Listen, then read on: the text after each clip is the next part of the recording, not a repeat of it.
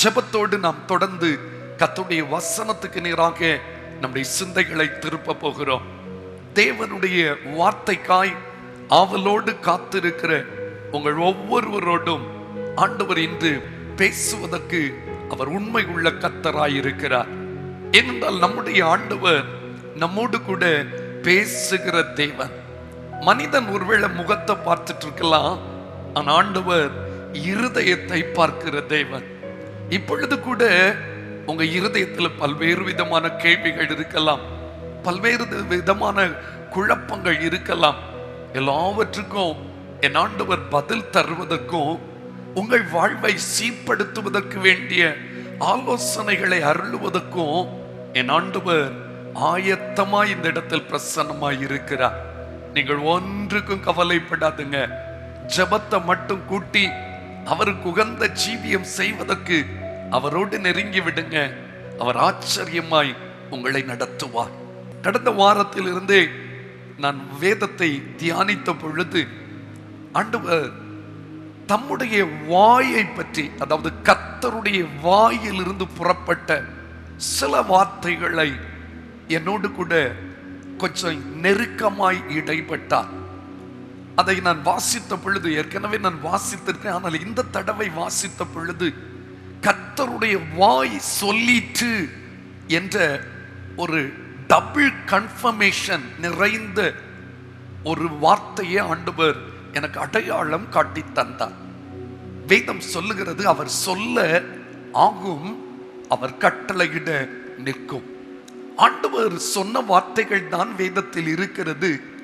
ஆனாலும் பைபிள்ல சில வார்த்தைகளை மட்டும் என் வாய் சொன்னது என்று ஆண்டவர் ஆணித்தரமாய் எழுதி வைத்திருக்கிறார். அப்படி என்ன அவருடைய வாய் சொன்னது? அந்த சொல்லப்பட்ட வார்த்தைகளின் தாற்பயம் தான் என்ன? அதனுடைய பொருள் தான் என்ன? அதன் மூலமாய் கர்த்தர் நம்மோடு என்ன இடைபட விரும்புகிறார் என்பதை இன்று நாம் விளங்கிக் கொள்வதற்குத்தான் கர்த்தர் இந்த வசனத்தை நமக்கு அனுப்பி இருக்கிறார். தெரியாத ஒரு வசனத்தை எல்லாம் நான் பேசவில்லை. ஆனால் நாம் அடிக்கடி அலட்சியப்படுத்துகிற, இல்லது மறந்து விடுகிற, இல்லது அதை செய்ய தவறி விடுகிற சில வார்த்தைகளை ஆண்டவர் ஞாபகம் ஊட்டுகிறார். அதைத்தான் இன்று கர்த்தருடைய வாய் என்கிற தலைப்பில் நான் வசனமாய் கொண்டு வந்திருக்கிறேன். எல்லாரும் வேதாகமத்தை திருப்பிக் கொள்வோமா? இந்த நாட்டின் செய்திக்காய் எடுத்துக் கொள்ளப்பட்ட வேத வசனம் எரேமியா தீர்க்க தரிசன புஸ்தகம், அதனுடைய 9வது அதிகாரம் 12வது வசனம். இதை உணரத்தக்க ஞானமுள்ளவன் யார்? இதை உணரத்தக்க ஞானமுள்ளவன் யார்? தேசம் அழிந்து ஒருவனும் கடந்து போகாதபடி அது பாழாக்கப்படுகிற முகாந்திரம் என்னவென்று கர்த்தருடைய வாய் தன்னுடனே சொல்லுகிறதை கேட்டு, நன்றாய் கவனியுங்கள், கர்த்தருடைய வாய் தன்னுடனே சொல்லுகிறதை கேட்டு அறிவிக்கத்தக்கவன் யார்? போதும், அறிவிக்கத்தக்கவன் யார்? ஆண்டவருடைய வாய் சொல்லுகிறதை ஒரு மனிதன் கேட்டு அதை தன்னோடு வைத்துக் கொள்ளாதபடி தன் வாழ்விலே உணர்வடைவது மட்டுமல்ல, மற்றவர்களுக்கும் அறிவிக்கிறவனாய் இருக்க வேண்டும் என்று ஆண்டவர் விரும்புகிறார், எதிர்பார்க்கிறார். அதைத்தான் இந்த பகுதியில் இருந்து நான் உங்களுக்கு காண்பிக்க விரும்புகிறேன். ஆண்டவருடைய வாய் அப்படி என்னை குறித்து சொல்லுகிறது? கர்த்தருடைய வாய் என்னை குறித்து என்ன பேச விரும்புகிறது?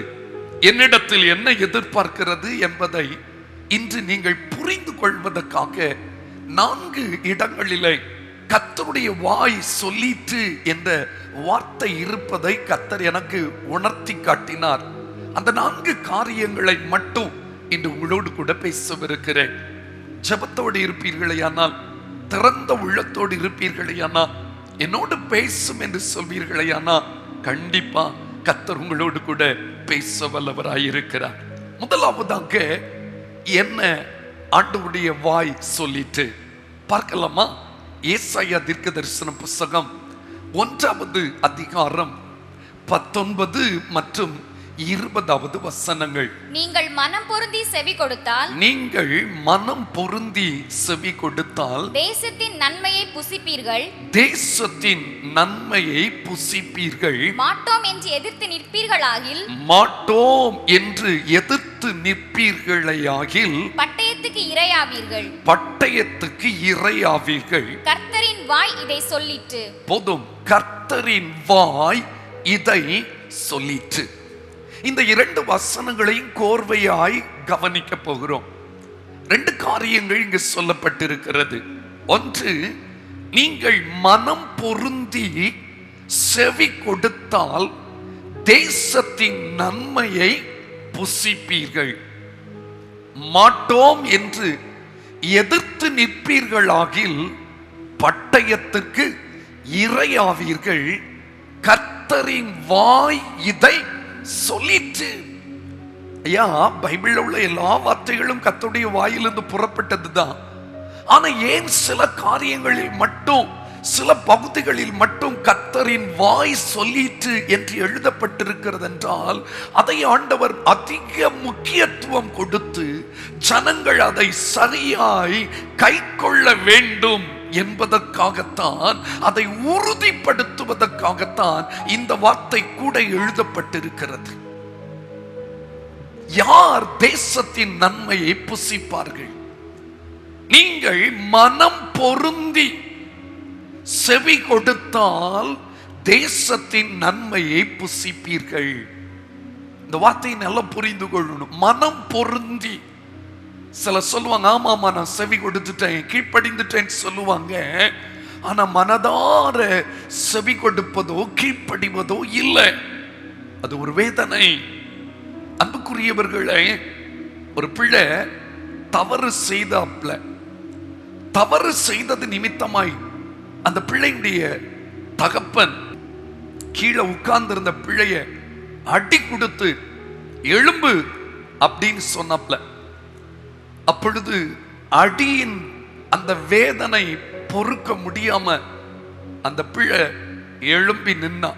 உடனே இந்த தகப்பனுக்கு ஒரு சந்தோஷம், நான் அடிச்சதுல இந்த பிள்ளை என் சொற்படி எழும்பி நின்னுட்டா பாருங்க அப்படின்னு மனதுல நினைத்தாராம். அவர் மனதுல நினைப்பதை அந்த பிள்ளை அறிந்து கொண்டு அந்த பிள்ளை அப்பாவை பார்த்து சொன்னாப்லையா, நான் வெளியில தான் நிக்கிறேன், மனசுல இப்பமும் இருந்துட்டு தான் இருக்கிறேன் அப்படி சொல்லிச்சுதான். புரியும்னு நினைக்கிறேன். நீங்க தந்த அடிக்கு பயந்துட்டு தான் நிக்கிறேன்னு தவிர மனப்பூர்வமா நான் எழும்பி நிற்கவில்லை. இன்றும் அநேக பயத்தின் நிமித்தமா ஆண்டவர் சொல்ற வார்த்தைக்கு கீழ்ப்படுகிறது போல காட்டிக்கொள்ளுகிறார்கள். ஏன் அவர்களால் நன்மையை ருசிக்க முடியவில்லை? வாழ்விலே தேவன் வைத்திருக்கிற சிறப்பான ஆசீர்வாதங்களை ஏன் அவர்களால் ருசிக்க முடியவில்லை என்றால், வேதம் சொல்லுகிறபடி மனம் பொருந்தி செவி கொடுக்கவில்லை. மனப்பூர்வமாய் ஒரு தேவ பிள்ளை ஆண்டவர் சொல்லுகிற வார்த்தைக்கு செவி கொடுப்பார்களே, ஆனால் தேசத்திலே தேவன் வைத்திருக்கிற ஆசீர்வாதங்களை அனுபவிக்க முடியும். அன்பான தெய்வ பிள்ளைகளே, தேசத்தில் எவ்வளவு ஆசீர்வாதத்தை கர்த்தர் வைத்திருக்கிறார் தெரியுமா? பூமியும் அதன் நிறைவும் உலகமும் அதன் குடிகளும் கர்த்தருடையது. கர்த்தருடையது அனைத்தும் நம்முடையது தானே. கர்த்தர் நமக்காகத்தானே இந்த அண்ட சராசரத்தை சிருஷ்டித்தார். இந்த அகில உலகத்திலும் இருக்கிற ஏராளமான ஆசீர்வாதங்களை ஏன் நம்மால முழுமையாய் சுதந்தரித்துக் கொள்ள முடியல?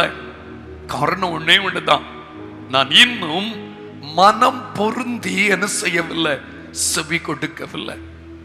அப்படி என்ன செய்துட்டு இருக்கிறேன் பார்ப்பீர்கள். ஏன்னா இந்த 1வது அதிகாரத்தை கொஞ்சம் திருப்பி பார்த்தா அதிர்ச்சியா இருக்கும். ஆண்டவருடைய ஜனங்கள் தான், ஆண்டவருடைய பிள்ளைகள் என்னதான் சொல்லுகிறார்கள், ஆனால் அவருடைய கிரியைகள் எப்படி இருக்கிறது? 1வது அதிகாரம் 3வது வசனத்தின் பின்பகுதியை பார்ப்பீர்கள். ஆனால் இஸ்ரவேலோ அறிவில்லாமலும் என் ஜனம் உணர்வில்லாமலும் இருக்கிறது என்கிறார். போதும், என்ன செய்கிறதா? ஆண்டவருடைய ஜனத்துக்குள்ள என்ன இல்லை? உணர்வே இல்லை. எனக்கு எல்லாம் தெரியும் சொல்றாங்க, ஆனால் பாவத்தை குறித்த உணர்வில்லை, தவறுகளை குறித்த உணர்வில்லை. மறுபடியும் மறுபடியும் செய்த தவறுகளை செய்கிறார்கள், உணர்வற்று போயிருக்கிறாங்க. ஆனா எனக்கு எல்லாம் வேணும்னு கேட்பாங்க, நாங்க ஆண்டவருடைய ஜனம் தானே என்று சொல்லுவார்கள். ஏன் இவர்கள் கர்த்தருக்கு மனம் பொருந்தி செவி கொடுக்கவில்லை என்றால் இவர்கள் ஜீவியத்தில் என்ன இல்லை? உணர்வு அற்று போன கடின இருதயமாய் இருக்கிறார்கள். 4வது வசனத்தின் கடைசியை பாருங்கள். கர்த்தரை விட்டு இஸ்ரவேலின் பரிசுத்தருக்கு கோபம் உண்டாக்கி, இஸ்ரவேலின் பரிசுத்தருக்கு கோபம் உண்டாக்கி பின்வாங்கி போனார்கள். என்ன செய்துட்டாங்க? பின்வாங்கி போனாங்க. உணர்வற்ற ஜனம் பின்மாற்றத்தில் இருக்காங்க. ஆண்டவருக்கு கோபம் ஊட்டுகிறோம், ஆண்டவர் விரும்பாதவற்றை செய்தா நம்ம பின்மாற்றத்தில் தான் இருக்கிறோம். சொல்றது நான் பைபிள் படிக்கிறேன், சர்ச்சுக்கு வர்றேன், ஆனா கிரியைகள் தேவனை கோபம் ஊட்டக்கூடியதா இருந்தால் நாம் பின்வாங்கி போயிருப்போமே. பாருங்க, இன்னும் ஒரு வசனத்தை சொல்ல விரும்புகிறேன். 10வது வசனத்தை பாருங்க. சோதோமின் அதிபதிகளே, சோதோமின் அதிபதிகளே, கர்த்தருடைய வார்த்தையை கேளுங்கள், கர்த்தருடைய வார்த்தையை கேளுங்கள். கொமோராவின் ஜனமே, கொமோராவின் ஜனமே, நமது தேவனுடைய வேதத்துக்கு செவி கொடுங்கள். எல்லாரும் கவனிக்கலாம், நமது தேவனுடைய வேதத்துக்கு செவி கொடுங்க. இன்றைக்கு ஆண்டவருடைய பைபிளை எல்லாரும் கையில வைத்திருக்காங்க, ஆனா அந்த வசனத்துக்கு செவி கொடுக்கிறார்களா? அடுத்த வசனம் 11வது வசனத்தை பாருங்க. உங்கள் பலிகளின் திரள் எனக்கு என்னத்துக்கு என்று கர்த்தர் சொல்லுகிறார். போதும், உங்கள் பலிகளின் திரள் எனக்கு என்னத்துக்கு என்று கர்த்தர் சொல்லுகிறார். நிறைய ஸ்தோத்திரம் சொல்றோம், நிறைய பாட்டை பாடுறோம், நிறைய காணிக்க கொடுக்கிறோம், எல்லாம் நல்லதுதான். ஆனா இதெல்லாம் எனக்கு வேண்டாம். நான் விரும்புகிறது என் வசனத்துக்கு நடுங்குகிறவனைத்தான் நான் என்ன செய்வேன்? நோக்கி பார்ப்பேன். என் வசனத்துக்கு மனம் பொருந்தி செவி கொடுத்தால் தேசத்தின் நன்மையை புசிக்க கொடுப்பேன். இன்னும் நாம் எதிர்பார்க்கிற நன்மைகளை தேவ கரத்திலிருந்து பெற்றுக்கொள்ள முடியாததுக்கு ஒரே ஒரு காரணம் தான், நான் இன்னும் ஏதோ ஒரு காரியத்துல மனம் பொருந்தி தேவனுக்கு செவி கொடுக்கவில்லை. பாருங்க, இன்னும் சில வசனத்தை உங்களுக்கு சொல்ல வருவேன். 13வது வசனத்தை பாருங்க. இனி வீண் காணிக்கைகளை கொண்டு வர வேண்டாம், இனி வீண் காணிக்கைகளை கொண்டு வர வேண்டாம். தூபம் காட்டுதல் எனக்கு அருவருப்பாய் இருக்கிறது, தூபம் காட்டுதல் எனக்கு அருவருப்பாய் இருக்கிறது. நீங்கள் அக்கிரமத்தோட ஆசரிக்கிற மாத பிறப்பையும் ஓய்வு நாளையும் சபை கூட்டத்தையும் நான் இனி சகிக்க மாட்டேன். போதும், சர்ச்சுக்கு வந்து ஆராதித்தா மட்டும் போதுமா? கிரியைகள்ல மாற்றம் வரவில்லையே, செவி கொடுக்கவில்லையே, வசனத்தின்படி வாழவில்லையே. அப்படி வாழ்ந்தால் தானே நான் உங்களுக்கு தேசத்தின் நன்மையை கொடுக்க முடியும் என்று கர்த்தர் சொல்றார். 15வது வசனத்தை பாருங்க. நீங்கள் உங்கள் கைகளை விரித்தாலும், நீங்கள் உங்கள் கைகளை விரித்தாலும் என் கண்களை உங்களை விட்டு மறைக்கிறேன், என் கண்களை உங்களை விட்டு மறைக்கிறேன். நீங்கள் மிகுதியாய் ஜெபம் பண்ணினாலும் நீங்கள் மிகுதியாய் ஜெபம் பண்ணினாலும் கேளேன். உங்கள் கைகள் இரத்தத்தினால் நிறைந்திருக்கிறது, தேவன் விரும்பாத கிரியைகளினால் நிறைந்திருக்கிறது. ஆண்டவருக்கு விருப்பமில்லாத கிரியைகளோடு கூட நாம் கைகளை விரித்து ஜெபித்தாலும் மிகுதியாய் ஜெபம் பண்ணினாலும் அந்த ஜெபத்தை கர்த்தர் என்ன செய்ய மாட்டாரா? கேட்க மாட்டார். 16, 17, 18 வசனத்தை வாசிங்க. உங்களை கழுவி சுத்திகரியுங்கள், உங்களை கழுவி சுத்திகரியுங்கள், உங்கள் கிரியைகளின் பொல்லாப்பை, உங்கள் கிரியைகளின் பொல்லாப்பை என் கண்களுக்கு மறைவாக அகற்றிவிட்டு, என் கண்களுக்கு மறைவாக அகற்றிவிட்டு, தீமை செய்தலை விட்டு ஓயுங்கள், தீமை செய்தலை விட்டு ஓயுங்கள், நன்மை செய்ய படியுங்கள், நன்மை செய்ய படியுங்கள், நியாயத்தை தேடுங்கள், நியாயத்தை தேடுங்கள், ஒடுக்கப்பட்டவனை ஆதரித்து, ஒடுக்கப்பட்டவனை ஆதரித்து, திக்கற்ற பிள்ளையின் நியாயத்தையும், திக்கற்ற பிள்ளையின் நியாயத்தையும், விதவையின் வழக்கையும் விசாரியுங்கள். எல்லாரும் சேர்த்து சொல்லுங்க, விதவையின் வழக்கையும் விசாரியுங்கள். வழக்காடுவோம் வாருங்கள் என்று கர்த்தர் சொல்லுகிறார். வழக்காடுவோம் வாருங்கள் என்று கர்த்தர் சொல்லுகிறார். உங்கள் பாவங்கள் சிவேர் என்றிருந்தாலும், உங்கள் பாவங்கள் சிவேர் என்றிருந்தாலும் உறைந்த மழையை போல் வெண்மையாகும், உறைந்த மழையை போல இயேசுவின் இரத்தத்தினால் அது வெண்மையாகும். அவைகள் இரத்தாம்பர சிவப்பாய் இருந்தாலும், இருந்தாலும் அவைகள் இரத்தாம்பர சிவப்பாய் இருந்தாலும் பஞ்சை போலாகும். பஞ்சை போல அதை கர்த்தர் தூய்மையாக்குவதற்கு வல்லவராய் இருக்கிறார். இதுவரை நீங்கள் இப்படி எல்லாம் இருந்தீங்க, உண்மைதான். ஆனா இன்று நீங்கள் மனம் பொருந்தி செவி கொடுப்பீர்களேயானால் நான் உங்கள் பாவத்தை மன்னித்து உங்களை சுத்திகரிப்பது மட்டுமல்ல, இந்த உலகத்திலே தேவனாகிய கர்த்தர் உங்களுக்கும் எனக்கும் ஆயத்தப்படுத்தி வைத்திருக்கிற அந்த நன்மையை நீங்கள் அன்றாட வாழ்விலே புசிக்க முடியும், ஆசீர்வாதத்தை அனுபவிக்க முடியும். ஆகவே ஒன்று செய்யுங்கள், தேவனுடைய வார்த்தைக்கு என்ன செய்யுங்க? செவி கொடுங்க, செவி கொடுங்க. பைபிள் சொல்லுது, ஆட்டுக்கடாக்களின் சொல்லுங்க நிணத்தை பார்க்கிலும் செவி கொடுத்தலே உத்தமம். உங்க பணம் வேண்டாம், உங்க உலகத்தின் காரியங்கள் எதுவும் தேவனுக்கு வேண்டாம். ஒன்னே ஒண்ணு செய்யுங்க, அவருக்கு செவி கொடுங்க. ஹல்லேலூயா, ஹல்லேலூயா. விசுவாசத்தோடு கூட, ஆண்டவரே நீ சொல்லும் நான் செய்வதற்கு ஆயத்தமாயிருக்கிறேன். என் அன்பு தெய்வமே, நீர் என்ன சொன்னாலும் நான் செய்வேன்.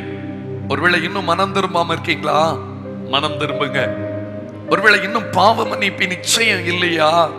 நிச்சயத்தை பெற்றுக்கொள்ளுங்க. இன்னும் ஞானஸ்நானம் எடுக்கலையா? எடுத்துருங்க. இன்னும் உலகத்தை விட்டு வேறுபட்டு வரலையா? வந்துருங்க. ஆண்டவர் அதை விரும்புகிறார். நீ ஒரு தீர்மானத்தோடு நீர் என்ன சொன்னாலும் நான் செய்வேன் ஆண்டவரே. ஏன்னா ஆண்டவர் சொல்றாரு, வாயை திறந்து ஆண்டவருடைய வாய் சொல்லிற்று என்று மிக உறுதியாய் எழுதி வைத்திருக்கிறார். அதென்ன? நீங்கள் மனம் பொருந்தி செவி கொடுத்தால் தேசத்தின் நன்மையை புசிப்பீர்கள். நிச்சயம் நமக்கு உரிமை உண்டுங்க. இந்த உலகத்துல கர்த்தர் ஆயத்தப்படுத்தி வைத்திருக்கிற அத்தனை ஆசீர்வாதங்களையும் முழுமையாய் அனுபவிப்பதற்கு நமக்கு உரிமை உண்டு.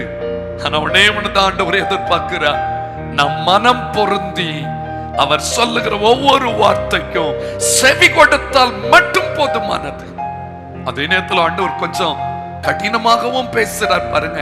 மாட்டோம் என்று எதிர்த்து நிற்பீர்களாகில் பட்டயத்துக்கு இரையாவீர்கள்.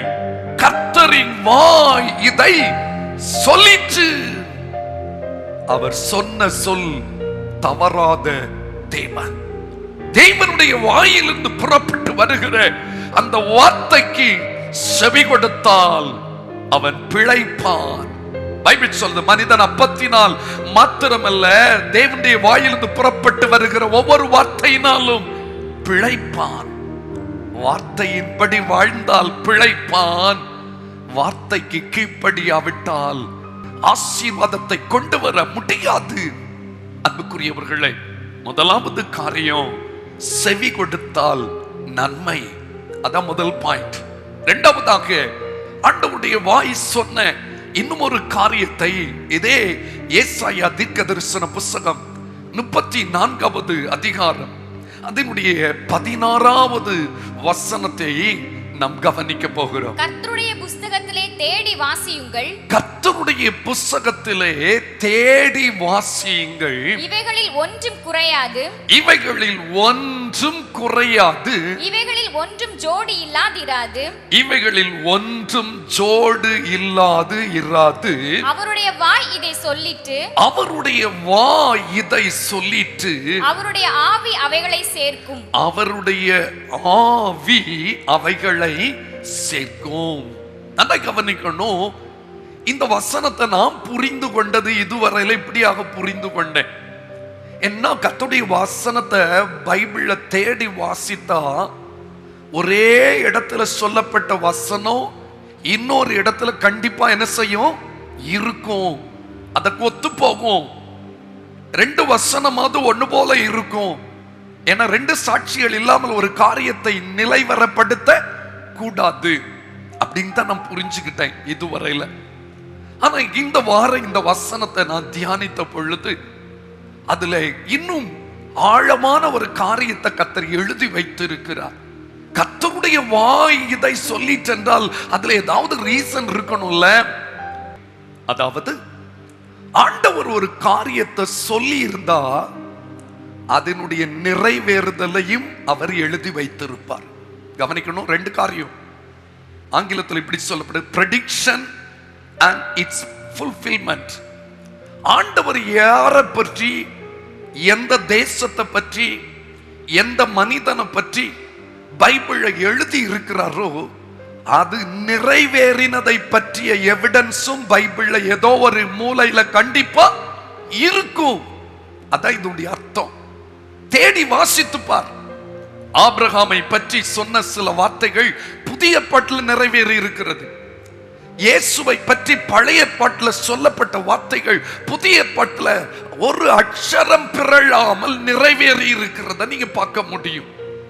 பைபிளில் உள்ள ஒவ்வொரு சம்பவமும் அது ஏதோ தலை மட்டும் இருக்கும், வால் இருக்காதுன்னு நினைக்க கூடாது. ஆரம்பம் இருக்கும், அதற்கான முடிவும் இருக்கும். ஒன்னு புரிஞ்சுட்டேன், ஆண்டவர் ஒரு வார்த்தையை சொன்னார்னா அது நிச்சயம் நிறைவேறி இருக்கும். அதை பரிசுத்த ஆவி செய்து முடிக்கும் என்று எழுதப்பட்டிருக்கிறது.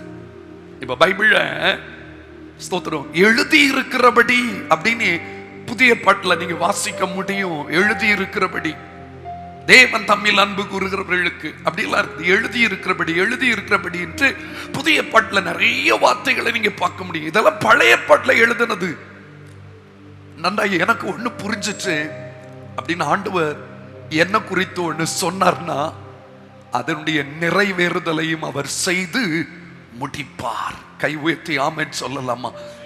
அதை தேடி வாசிக்கணும். உங்க லைஃப் ஹிஸ்டரியை கொஞ்சம் தேடி திருப்பி பாருங்க. எத்தனையோ ஆண்டுகளுக்கு முன்பதாய் தேவன் சொன்ன சில வார்த்தைகள் இன்று நிறைவேறி கொண்டிருக்கிறது. வலது கரத்தை உயர்த்தி ஆண்டவருக்கு நன்றி செலுத்தலாம். ஹல்லேலூயா. சொன்னதை செய்பவர், அவர் வல்லமை உள்ளவர். ஹல்லேலூயா. வாக்கு மாறாதவர். ஹல்லேலூயா. அவர் பராக்கிரமம் செய்கிற தேவன்.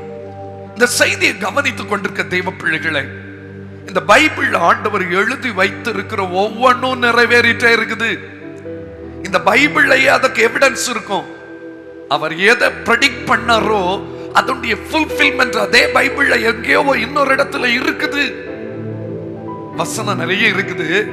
சில வசனத்தை வாசிக்க கேட்போமா? ஏசாயா 30வது அதிகாரம் 8வது வசனம். ஏசாயா 38.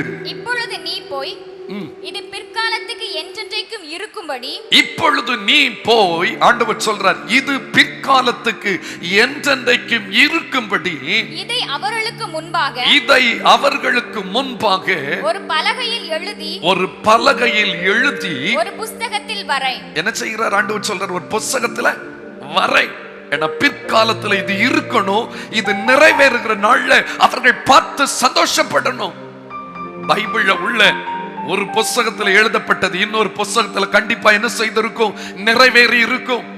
பழைய பாட்டுல உள்ள சம்பவங்கள் எல்லாம் புதிய பாட்டுக்கு நிழலாய் காணப்படுகிறது. புதிய பாட்டுல அது நிறைவேறி இருக்கிறது. அப்ப தேடி வாசிக்கணும். உங்க லைஃப் ஹிஸ்டரியை கொஞ்சம் ரிவர்ஸ் பண்ணி பாருங்க, ரிவைண்ட் பண்ணி பாருங்க. என் தேவன் சொன்ன ஒரு வார்த்தை கூட தரையில விழுந்து விடவில்லை. எல்லாம் நிறைவேறிட்டு. கரங்களை உயர்த்தி ஒரு அல்லேலூயா சொல்லலாமா? இந்த நாட்களில் ஒருவேளை ஆண்டவர் சொன்ன சில வார்த்தைகள், வாக்குத்தத்தங்கள், தரிசனங்கள் இன்னும் நிறைவேறாமல் இருக்கலாம். ஆனா ஆண்டவர் சொல்ற, தேடி வாசி. அது ஜோடி இல்லாமல் என்ன செய்யாது, இருக்காது. நான் ஒரு தேசத்தை குறித்து, இது ஏதோம் தேசத்தை குறித்து சொல்லப்பட்ட வார்த்தை. ஏதோம் தேசத்தில் இப்படிப்பட்ட நிலை வரும் என்று எழுதப்பட்டது. அதே போல கர்த்தர் அதை நிறைவேற்றினார். தேடி வாசிக்கணும். எத்தனை பரிசுத்தவான்களுடைய வாழ்விலே சாட்சிகளை கேட்டிருக்கோம். சின்ன வயதில் ஆண்டவர் என்ன குறித்து இப்படி பேசினார், ஆனா இத்தனை ஆண்டுக்கு அப்புறம் எனக்கு அந்த வார்த்தை என்ன செய்தது, நிறைவேறினது. 1994வது ஆண்டுல பைபிள் காலேஜ்ல படிக்கும் போது ஒரு நாள் என்னோடு கூட ஆண்டவர் அதிகாலை ஜெப நேரத்தில் பேசினார். நான் அதை எழுதி வச்சிருக்கேன். இன்னைக்கும் அந்த 94வது ஆண்டுல உள்ள டைரியில எழுதி வச்சிருக்கேன். ஆனா இன்னும் நிறைவேறல. அது என்ன தெரியுமா? என்னை ஆண்டவர் தென்னாப்பிரிக்காவுக்கு கொண்டு போவார். ஒரு நாள் ஊழியத்துக்காக தென்னாப்பிரிக்காவுக்கு போவேன் அப்படின்னு ஆண்டவர் அன்னைக்கு வெளிப்படுத்தினார்.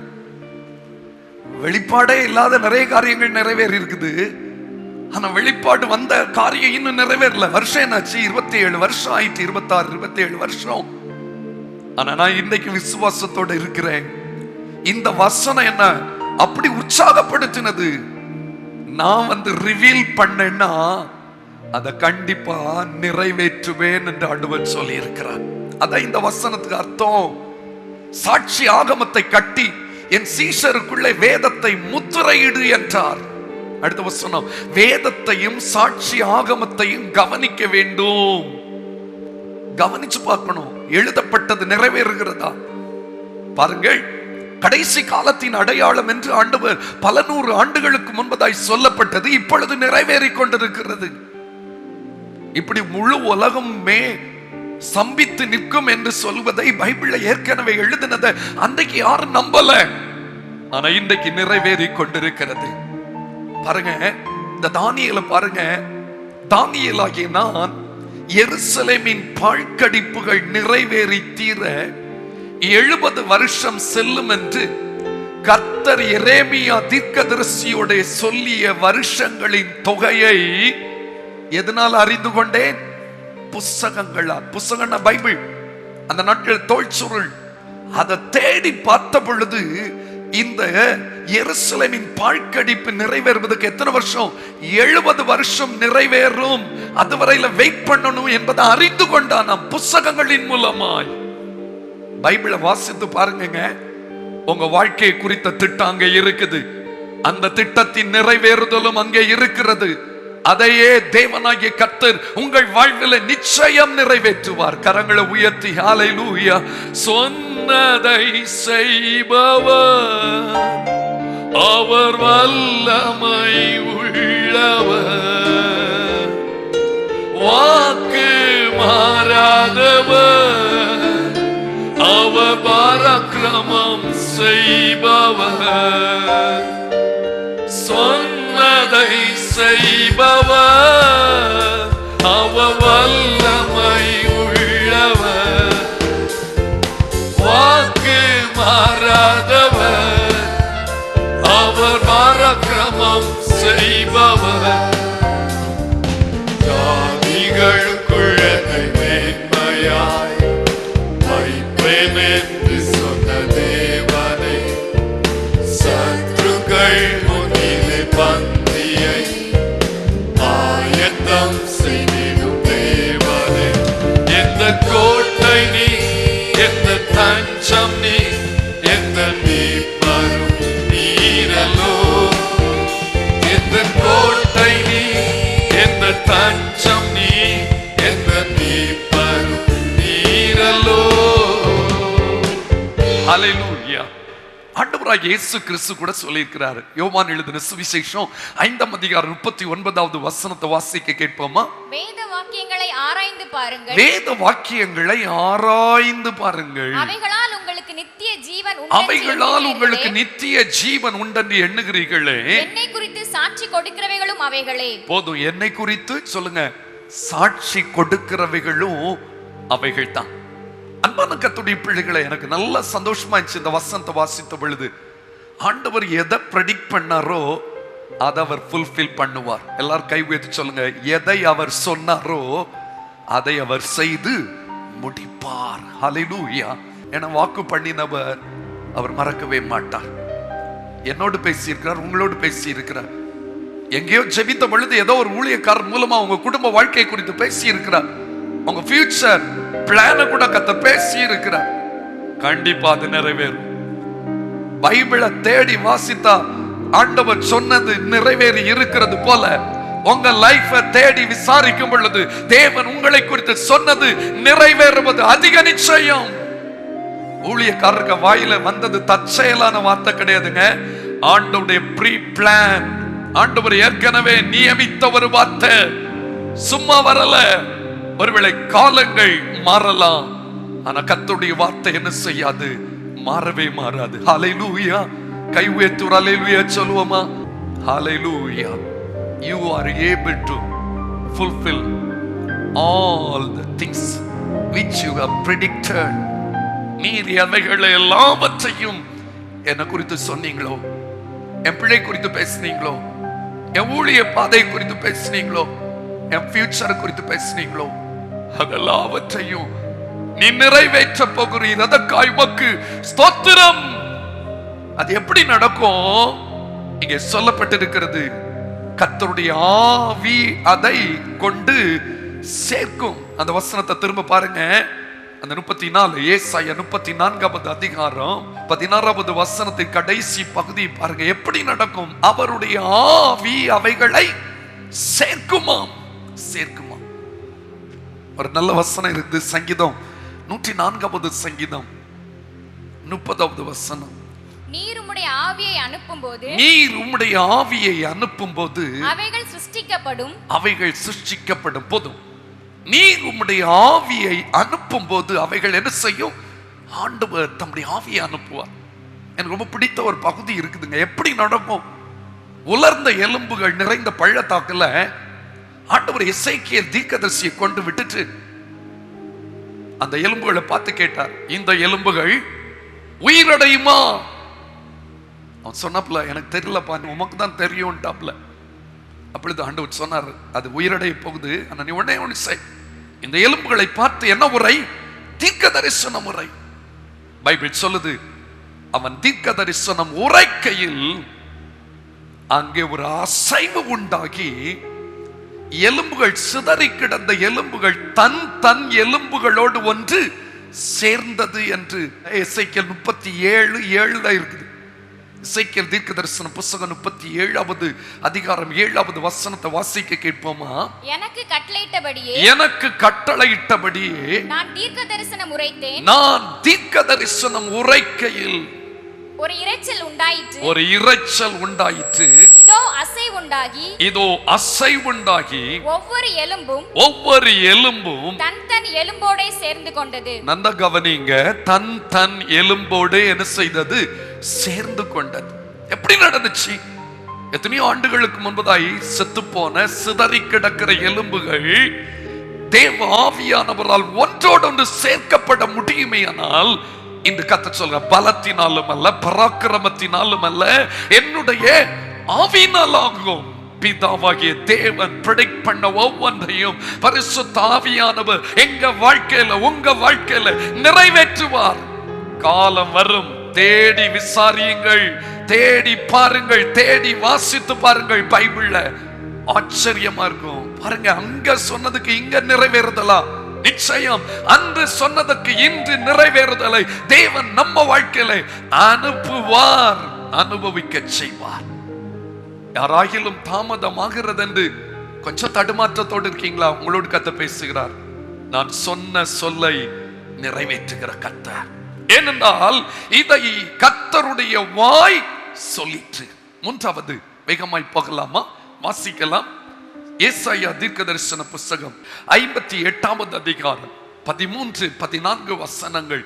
கர்த்தருடைய வாய் என்ன சொல்லுகிறது பார்க்கலாம். என் பரிசுத்த நாளாகிய ஓய்வு நாளிலே, என் பரிசுத்த நாளாகிய ஓய்வு நாளிலே உனக்கு இஷ்டமானதை செய்யாதபடி, உனக்கு இஷ்டமானதை செய்யாதபடி உன் காலை விலக்கி, உன் காலை விலக்கி, உன் வழிகளின்படி நடவாமலும், உன் வழிகளின்படி நடவாமலும், உனக்கு இஷ்டமானதை செய்யாமலும், உனக்கு இஷ்டமானதை செய்யாமலும், உன் சொந்த பேச்சை பேசாமலும் உன் இருந்து, சொந்த பேச்சை பேசாமலும் இருந்து, ஓய்வு நாளை, ஓய்வு நாளை மனமகிழ்ச்சியின் நாளென்றும், மனமகிழ்ச்சியின் நாளென்றும், கர்த்தருடைய பரிசுத்த நாளை, கர்த்தருடைய பரிசுத்த நாளை மகிமையுள்ள நாளென்றும் சொல்லி, மகிமையுள்ள நாளென்றும் சொல்லி, அதை மகிமையாக எண்ணுவாயானால், அதை மகிமையாக எண்ணுவாயானால், அப்பொழுது அப்பொழுது கர்த்தரில் மனமகிழ்ச்சியாய் இருப்பாய், கர்த்தரில் மனமகிழ்ச்சியாய் இருப்பாய். பூமியின் உயர்ந்த இடங்களில், பூமியின் உயர்ந்த இடங்களில் உன்னை ஏறி இருக்கும்படி பண்ணி, உன்னை ஏறி இருக்கும்படி பண்ணி, உன் தகப்பனாகிய யாக்கோபுடைய சுதந்திரத்தால், உன் தகப்பனாகிய யாக்கோபுடைய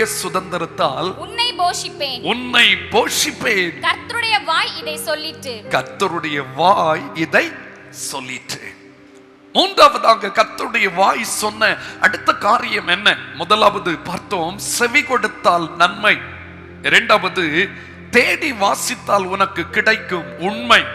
மூன்றாவது, கடைபிடித்தால் மேன்மை. ஆண்டவர் எதை கடைபிடிக்க சொல்கிறார்?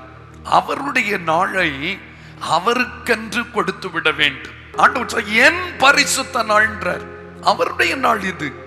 இந்த நாளிலே உனக்கு இஷ்டமானதை செய்யாதபடி உன் காலை விலக்கி உன் வழிகளின்படி நடவாமலும் உனக்கு இஷ்டமானதை செய்யாமலும் உன் சொந்த பேச்சை பேசாமலும் இருந்து ஓய்வு நாளை மனமகிழ்ச்சியின் நாள் என்றும் கர்த்தருடைய பரிசுத்த நாளை மகிமையுள்ள நாள் என்றும் சொல்லி அதை மகிமையாக எண்ணுவாயானால் அப்பொழுது கர்த்தரில் மனமகிழ்ச்சியாய் இருப்பாய். பூமியின் உயர்ந்த இடங்களில் உன்னை ஏறி இருக்கும்படி பண்ணி உன் தகப்பனாகிய யாக்கோபுடைய சுதந்திரத்தால் உன்னை போஷிப்பேன். கர்த்தருடைய வாய் இதை சொல்லிட்டு. இந்த வார்த்தை எனக்கு ரொம்ப பிடித்த வார்த்தை. நான் அதை ரொம்ப வருஷமா ஃபாலோ பண்ணி ட்ரை பண்றேன். ஆண்டவர் ஓரளவு கிருபை தந்திருக்கிறார்.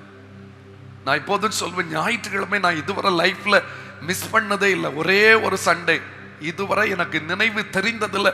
ஒரே ஒரு ஞாயிற்றுக்கிழமை தவிர வேறு எந்த ஒரு நாளிலும் ஞாயிற்றுக்கிழமை கர்த்தரை ஆராதிக்காம கர்த்தரை மகிமைப்படுத்தாம கர்த்தருக்கு ஸ்தோத்திர பலிகளை செலுத்தாம இருந்ததே கிடையாது. உயர்வின் ரகசியம், ஆசீர்வாதத்தின் ரகசியம், ஆச்சரியமானவனாய் கர்த்தர் உங்களை தூக்கி உயர்த்த வேண்டுமா? ரகசியம் இங்கதான் இருக்குது. ஞாயிற்றுக்கிழமை கர்த்தருக்கு ஒப்பு கொடுத்துருங்க. கர்த்தரை ஆராதிப்பதை தவிர வேறு எதற்கும் இடம் கொடுக்காதுங்க. இந்த லாக்டவுன் பீரியட்ல எத்தனையோ பேர் ஞாயிற்றுக்கிழமை கர்த்தரை ஆராதிக்காம சினிமா பார்த்தவங்க உண்டு, சீரீஸ்ல மூழ்கி இருந்தவங்க உண்டு, தேவையில்லாத காரியங்களுக்கு நேரத்தை செலவழித்த ஏராளமான பேர் உண்டு. பூமியின் உயர்ந்த இடங்களில் ஏறி இருக்கணும்னு விரும்புறீங்களா? யாக்கோபு போல ஆசீர்வாதத்தை அனுபவிக்கணும்னு விரும்புறீங்களா? பாட்டு பாடுவோம் நம்ம எல்லாரும் சேர்ந்து. வெறும் கையாய் கடந்து வந்தேன், இரு பரிவாரத்தை எனக்கு தந்தீர். அது போல ரெண்டு பரிவாரம் எனக்கு வேணும்னு கேட்கறதுல வாஞ்சை இருக்குது. ஆனா அந்த ஆசீர்வாதம் எப்பொழுது வரும்? கர்த்தருடைய நாளை கர்த்தருக்கு ஆராதிப்பதற்கு என்று செலவு பண்ணணும். சந்தோஷமா பல விஷயங்களை நான் அநேகருடைய வாழ்விலை கண்டிருக்கிறேன். ஞாயிற்றுக்கிழமையா அது கர்த்தருடைய நாள். அந்த நாள்ல நான் வேற எந்த அலுவலுக்கு இடம் கொடுக்க மாட்டேன். நல்லா கவனிக்கணும். ஆசீர்வதிக்கப்படுவதற்கு அடுத்த ரகசியம், ஞாயிற்றுக்கிழமை கர்த்தரை என்ன செய்யுங்க? ஆராதிங்க. ஒருவேளை இந்த லாக்டவுன் பீரியட்ல ஞாயிற்றுக்கிழமை கர்த்தரை ஆராதிக்காட்ட ஆண்டவரிடத்துல மன்னிப்பு கேளுங்க. ஆண்டவரே கெஞ்சுங்க. இனி ஒரு தீர்மானம் எடுங்க, என் லைஃப்ல ஒரு நாள் கூட கர்த்தரை ஆராதிக்கிற நாளை தவறவே விடமாட்டேன். உபாகமத்தின் புஸ்தகம் அதனுடைய 5ஆம் அதிகாரம் அதனுடைய 15வது வசனத்தை பாருங்கள். நீ எகிப்து தேசத்தில் அடிமையா இருந்தாய் என்றும் உன் தேவனாகிய கர்த்தர் உன்னை அவ்விடத்தில் இருந்து வல்லமை உள்ள கரத்தினாலும் ஓங்கிய புயத்தினாலும் பண்ணினார் என்றும் நினைப்பாயாக. ஆகையால் ஓய்வு நாளை ஆசரிக்க உன் தேவனாகிய கர்த்தர் உனக்கு ஆண்டவருடைய கட்டளைய அலட்சியப்படுத்த கூடாது. ஆண்டவருடைய ஆலயத்துக்கு வரும்போது உங்க நடையை காத்துக்கொண்டு பரிசுத்தமா இருக்கணும். தேவையில்லாத வார்த்தைகளை பேசக்கூடாது. பயபக்தியோடு நடுக்கத்தோடு, பைபிள் சொல்லுது, பயத்துடனே கர்த்தரை சேவியுங்கள், நடுக்கத்துடனே களி கூறுங்கள். ஆண்டவருடைய சமூகத்துல பயபக்தியோடு நடுக்கத்தோடு இருக்கிற இடங்கள்ல மனப்பூர்வமா கர்த்தரை ஆராதிக்கிற கர்த்தருடைய பிள்ளைகளுடைய குடும்பத்தை கர்த்தர் பூமியின் உயர்ந்த ஸ்தானங்களில ஏறி இருக்க பண்ணுவார். யாக்கோபின் சுதந்திரத்தால் அவர்களை போஷிப்பார். கர்த்தருடைய வாய் இதை சொல்லிட்டு. 3 காரியத்தை நாம் பார்த்தோம். 1, செவி கொடுத்தால் நன்மை. 2வது, தேடி வாசித்தால் உண்மை. 3வது, கடைபிடித்தால் மேன்மை. கடைசியா இன்னும் ஒரு வார்த்தையை பைபிள்ல கர்த்தருடைய வாய் சொன்னது என்று எழுதப்பட்டிருக்கு. அதையும் உங்களுக்கு காண்பிக்க விரும்புகிறேன். மீகா தீர்க்கதரிசன புஸ்தகம் 4ஆம் அதிகாரம் 4வது வசனம். மீகா 4ஆம் அதிகாரம் 4வது வசனம். அவனவன் தன் தன் திராட்சை செடியின் நிழலிலும் அவனவன் தன் தன் திராட்சை செடியின் நிழலிலும் தன் தன் அத்திமரத்தின் நிழலிலும் தன் தன் அத்திமரத்தின் நிழலிலும் பயப்படுத்துவார் இல்லாமல் உட்காருவான். பயப்படுத்துவார் இல்லாமல் உட்காருவார். சேனைகளுடைய கர்த்தரின் வாய் இதை சொல்லிற்று. சேனைகளுடைய கர்த்தரின் வாய் இதை சொல்லிற்று. நன்றாக கவனிக்கணும். மீகா தீர்க்கதரிசன புஸ்தகம் இந்த 4வது அதிகாரத்துல 1 சில வசனங்களை நம்ம வாசிக்கும் போது கிட்டத்தட்ட 8வது வசனம் வரை வாசிக்கும் பொழுது 1000 வருஷ அரசாட்சியை குறித்து எழுதப்பட்டிருக்குது. இதே வசனங்கள் ஏசாயா தீர்க்கதரிசன புஸ்தகம் 2ஆம் அதிகாரம் 2வது வசனத்திலிருந்து 4வது வசனம் வரையிலும் எழுதப்பட்டிருக்கும். இந்த ரெண்டும் ஒன்று போல இருக்கும், ஒரே பகுதி. எப்பொழுது சமாதானமான பாதுகாப்பான வாழ்க்கை இந்த உலகத்தில் உள்ள ஜனங்களுக்கு உண்டாகும், அதுதான் இதனுடைய அர்த்தம். அந்த 4வது வசனம், அவனவன் தன் தன் திராட்சை செடியின் நிழலிலும் தன் தன் அத்தி மரத்தின் நிழலிலும் பயப்படுத்துவார் இல்லாமல் என்ன செய்வானா, உட்காருவான். இது 1000 வருஷ அரசாட்சியை குறிப்பிடுகிறது. நம்ம எல்லாருக்கும் தெரியும், இயேசு சீக்கிரம் என்ன செய்ய போகிறார், வரப்போகிறார். அவருடைய வருகையிலே பரிசுத்தவான்களை தன்னோடு கூட என்ன செய்வார், சேர்த்துக் கொள்வார். இயேசுவின் ரகசிய வருகையை தொடர்ந்து இந்த பூமியில 7 வருடம் அந்தி கிறிஸ்துவின் ஆட்சி இருக்கும். அதனுடைய முதல் 3.5 ஆண்டுகள் உபத்திரவ காலம் என்று அழைக்கப்படுகிறது. பிந்தைய 3.5 ஆண்டுகள் மகா உபத்திரவ காலம் என்று அழைக்கப்படுகிறது. இந்த 7 வருட உபத்திரவ காலத்தை தொடர்ந்து என் ஆண்டவராகிய இயேசு கிறிஸ்து மத்திய ஆகாயத்திலிருந்து பரிசுத்தவான்களோடு கூட இந்த பூமிக்கு வருவார். இந்த பூமியை ஆண்டு கொண்டிருக்கிற அந்தி கிறிஸ்துவோடு, அதாவது சாத்தானோடு கூட யுத்தம் பண்ணுவார். அந்த யுத்தத்திலே இயேசு ஜெயம் எடுத்து இந்த பூமியை, இப்போ நம்ம வாழ்ந்து கொண்டிருக்கிற இந்த பூமியை 1000 வருஷம் அரசாட்சி செய்வார். அந்த 1000 வருஷ அரசாட்சி துவங்குவதற்கு முன்பதாக சாத்தானை ஆண்டவர் பாதாளத்திலே அடைத்து போடுவார். இந்த முழு உலகமும் 1000 ஆண்டுகள் ஆண்டவராகிய இயேசு கிறிஸ்து ராஜாவாக எருசலேமில் வீற்றிருக்க இந்த உலகத்தை அவர் ஆளுகை செய்வார். அந்த 1000 வருஷ அரசாட்சியில பிசாசு இந்த உலகத்துல இருக்க மாட்டான், அவனை பாதாளத்துல அடைத்து போடுவார். கொஞ்சம் யோசிச்சு பாருங்க, பிசாசு இல்லாத ஒரு உலகம் எப்படி இருக்கும் சமாதானமா? ஆண்டவர் சொல்றார், ஒரு நாள் வரப்போகுது, கடைசி காலம் என்று ஒன்று இருக்கிறது. அன்றைக்கு இப்படிப்பட்ட சமாதானமும் பாதுகாப்பும் நிறைந்த ஒரு காலத்தை நான் உங்களுக்காக வைத்திருக்கிறேன். அந்த 1000 வருஷம் ஆண்டவரோடு கூட அரசாட்சி செய்வதற்கு, இயேசுவின் ஆட்சியில வாசம் பண்ணுவதற்கு நீங்களும் நானும் ஆயத்தமாயிருக்கிறோமா? பைபிள்ல சொல்லப்பட்டிருக்கிறது, ஆயத்தமாய் இருந்தா தான் அவருடைய வருகையில என்ன செய்ய முடியும், பங்கெடுக்க முடியும். கர்த்தரின் வேளையை நாம் அறியோம், கர்த்தரின் சித்தமே செய்திடுவோம் என்று பக்தன் பாடுகிறார். இனி வருகை சமீபித்து விட்டது. 2 காரியத்தை சொல்ல விரும்புகிறேன். ரகசிய வருகையில் பரிசுத்தவான்களுக்காக இயேசு வருவார். பகிரங்க வருகையில பரிசுத்தவான்களோடு இயேசு வருவார். சிம்பிளா புரிஞ்சுங்க, ரகசிய வருகையில இயேசு பரிசுத்தவான்களுக்காக வருவார். பகிரங்க வருகையிலே இயேசு பரிசுத்தவான்களோடு வருவார். 7 வருடம் இந்த உலகத்தில் உபத்திரவ காலம் இருக்கும் பொழுது, 7 வருடம் மத்திய ஆகாயத்திலே ஆட்டுக்குட்டியானவரின் கல்யாண விருந்திலே பரிசுத்தவான்கள் பங்கெடுப்பார்கள். அதை முடிந்து 1000 வருஷ அரசாட்சி இந்த உலகத்தில். 1000 வருஷம் இயேசு இந்த உலகத்தை ஆளும் பொழுது எவ்வளவு சூப்பரா இருக்கும், சமாதானமா இருக்கும். பைபிள்ல அதை குறித்து பேசணும்னு நிறைய இருக்குது. 65 ஏசாயா 65வது அதிகாரத்தை திருப்பி பாருங்க. அங்கே சில வசனத்தை வேகமா வாசிக்க கேட்டு நான் ஜெபிக்க போறேன். வீடுகளை கட்டி அவைகளில் குடியிருப்பார்கள். திராட்சை தோட்டங்களை நாட்டி அவைகளின் கனியை புசிப்பார்கள்.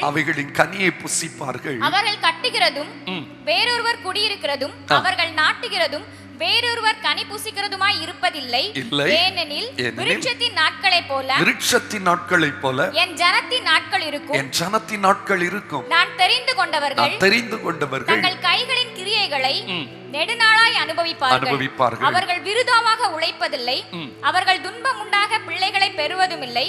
அவர்களும் அவர்களோட கூட அவர்கள் சந்தானமும் கர்த்தராலே ஆசீர்வதிக்கப்பட்ட சந்ததியா இருப்பார்கள்.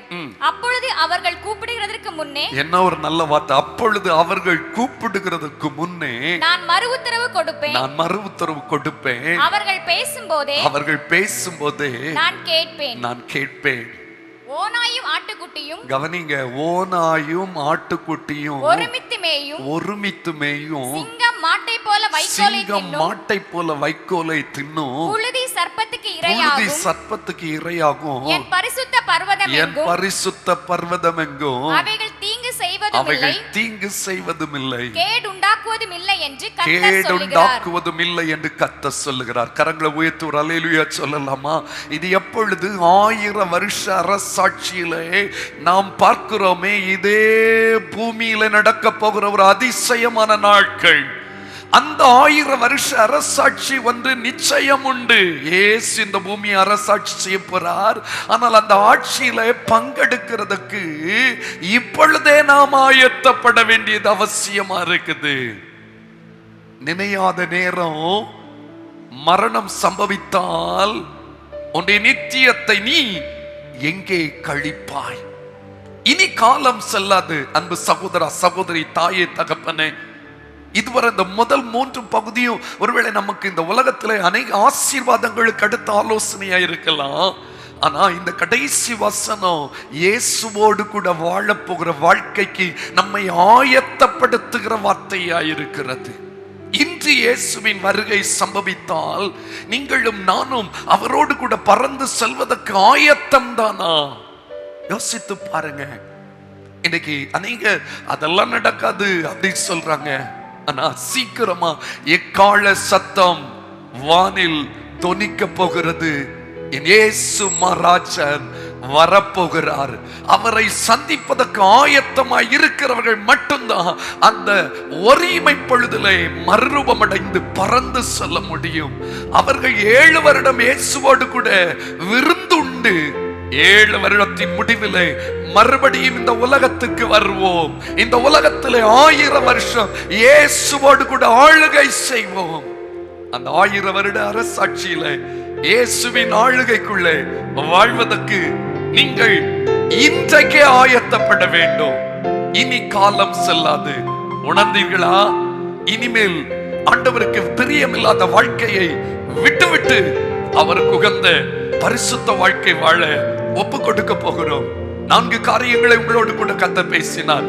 செவி கொடுத்தால் நன்மை, தேடி வாசித்தால் உண்மை, வார்த்தையை, ஞாயிற்றுக்கிழமை ஆராதனையை கடைபிடித்தால் உனக்கு கிடைக்கிறது மேன்மை.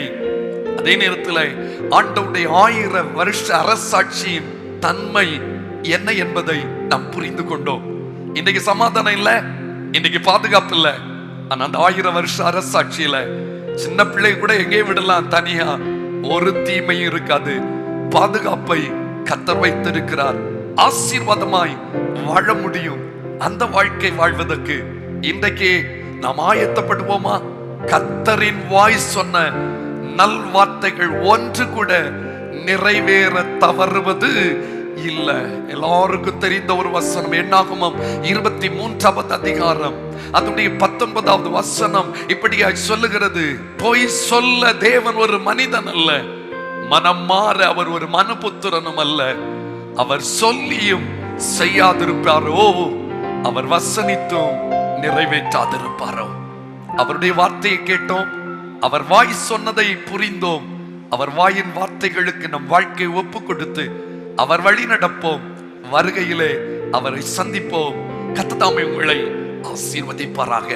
இருக்க இடங்களில் கண்களை மூடுவோமா? கர்த்தர் உங்களை ஆசீர்வதிக்க போகிறார். ஹல்லேலூயா. அந்த நாள் மிக சமீபமே, சுத்தர்கள் யாவரும் சேர்ந்திடவே. அந்த நாள் மிக சமீபமே, சுத்தர்கள் யாவரும் சேர்ந்திடவே. தேவ எக்காலம் வானில் முழங்க, தேவாதி தேவனை சந்திப்போமே. தேவ எக்காலம் வானில் முழங்க தேவாதி தேவனை சந்திப்போமே. எக்கால சத்தம் வானில் தோனித்திடவே இயேசு மகாராஜனே வந்திடுவார். எக்கால சத்தம் வானில் தோனித்திடவே இயேசு மகாராஜனே வந்திடுவார். வானமும் பூமியும் மாறிடினோம், வல்லவர் வாக்குதான் மாறிடாதே. வானமும் பூமியும் மாறிடினோம், வல்லவர் வாக்குதான் மாறிடாதே. தேவதூத பாடல் தோனிக்க தேவன் அவரை தரிசிப்போமே. தேவதூத பாடல் தோனிக்க தேவன் அவரை தரிசிப்போமே. எக்கால சத்தம் வானில் தோனித்திடவே எம் இயேசு மகாராஜனே வந்திடுவார். எக்கால சத்தம் வானில் தோனித்திடவே எம் இயேசு மகாராஜனே வந்திடுவார்.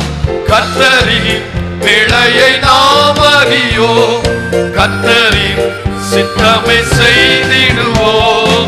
கர்த்தரின் வேளையை நாம் அறியோம், கர்த்தரின் சித்தமை செய்திடுவோம்.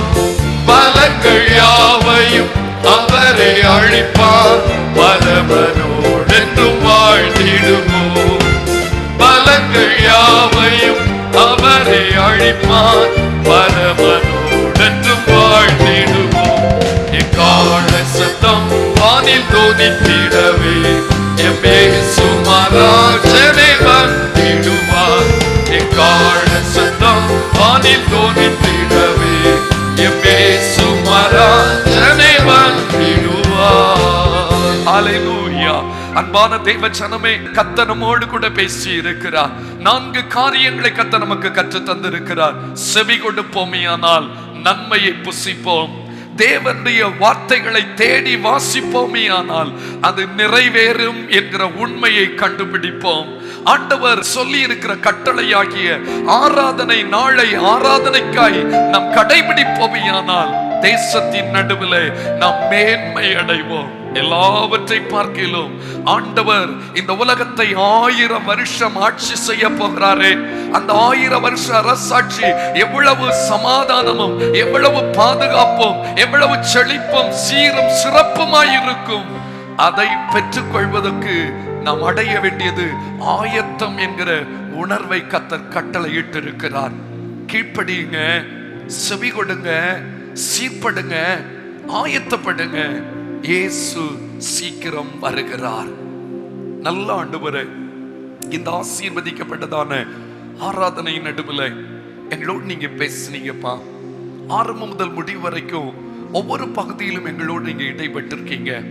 நாங்க உமக்கு செவி கொடுத்தா தேசத்தின் நன்மையை புசிப்போம். வேதத்தை தேடி வாசித்தால் தேவன் சொன்னது எவ்வளவு நிச்சயமானது என்பதை உணர முடியும் என்பதை கற்று தந்தேன்.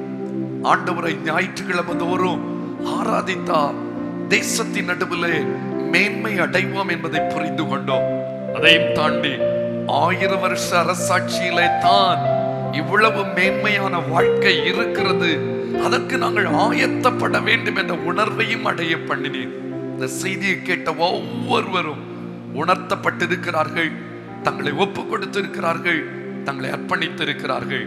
அவர்கள் ஆண்டுடைய வசனத்தின்படி வாழ்ந்து வருகையிலே பங்கடைய வல்லாவியானவர் தம்முடைய பிள்ளைகளை நடத்தும். ஒவ்வொரு குடும்பத்தையும் ஆசீர்வதியும். அவருடைய கையின் பிரயாசங்கள் செய்கிற வேலை, தொழில், வியாபாரங்களை வஞ்சிக்க பண்ணும். கர்த்தநாமம் தேசத்தின் நடுவில் மகிமைப்படட்டும். இனி ஒரு அலை எங்கள் தேசத்திலே வரக்கூடாது. இதோடு இந்த கொள்ளை நோய் தீர்ந்து போகட்டும். இனிமேல் ஆலயத்திலே ஆராதனைகள் தடைப்படக்கூடாதப்பா. கர்த்தர் தாமே அப்படிப்பட்ட வாசல்களை திறந்து தார். யாவரையும் இணையதளத்தின் மூலமாய், தொலைக்காட்சியின் மூலமாய், சமீபத்திலும் தூரத்திலும் தூரதேசத்திலும் இருக்கிற எங்கள் ஜனங்கள் ஒவ்வொருவரையும் ஆசீர்வதிக்கிறோம். ஆசீர்வாதமாய் ஜொலிக்கட்டும், நிறைவாய் வாழட்டும், வருகையிலே பங்கடையட்டும். இயேசுவின் நாமத்தில் ஜெபிக்கிறோம், ஆசீர்வதிக்கிறோம். ஜெபம் கேளும் ஜீவனுள்ள நல்ல பிதாவே.